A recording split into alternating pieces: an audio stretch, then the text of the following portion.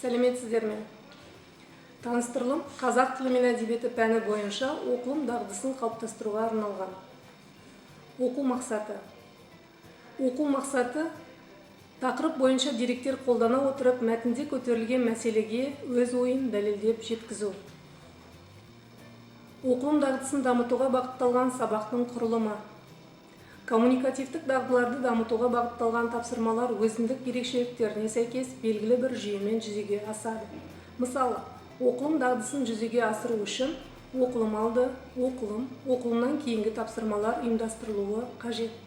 Оқылым алдындағы тапсырмада мәтін тақырыбын ашуға бағытталған тапсырмалар, мәтін мазмұнын болжауға байланысты сұрақтар қоюға болады. Оқылым тапсырмасында оқылым дағдыларын дамытуға арналған түрлі тапсырмалар беріледі. Алайда алғашқы тапсырмалар мәтіннің жалпы мазмұнын түсінуге бағытталса, кейінгісі нақты ақпараттарды табуға арналуы тиіс. Оқылымнан кейінгі тапсырмада мәтінде көтерілген мәселеге, ақпараттарға байланысты менің түйгенім айдарымен оқушылар мәтінде көтерілген мәселеге өз ойын дәлелдеп жеткізу, өз қорытындыларын жасау ұсынылады.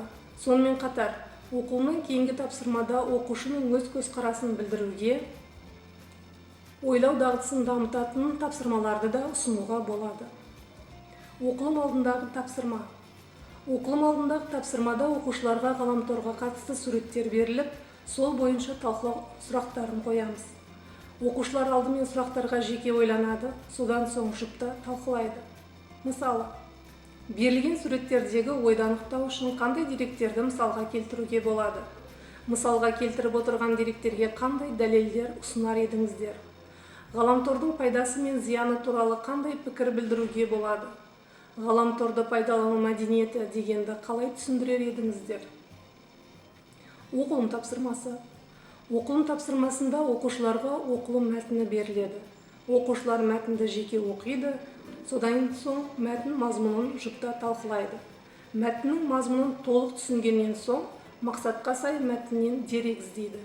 Қажетті деректердің астын сызып, дәлел келтіреді. Оқылымнан кейінгі тапсырма. Оқылымнан кейінгі тапсырмада мәтінде көтерілген мәселеге ақпараттарға байланысты менің түйгенім айдарымен оқушылар мәтінде көтерілген мәселеге өз ойын дәлелдеп жеткізу мен өз қорытындыларын жасау ұсынылады. Сонымен қатар, оқылымнан кейінгі тапсырмада оқушының өз көзқарасын білдіруге мүмкіндік беріп, сыни тұрғыдан ойлау дағдысын дамытатын тапсырмаларды да ұсынуға болады. Зейін қойып тыңдағандарыңызға рахмет. Сау болыңыздар.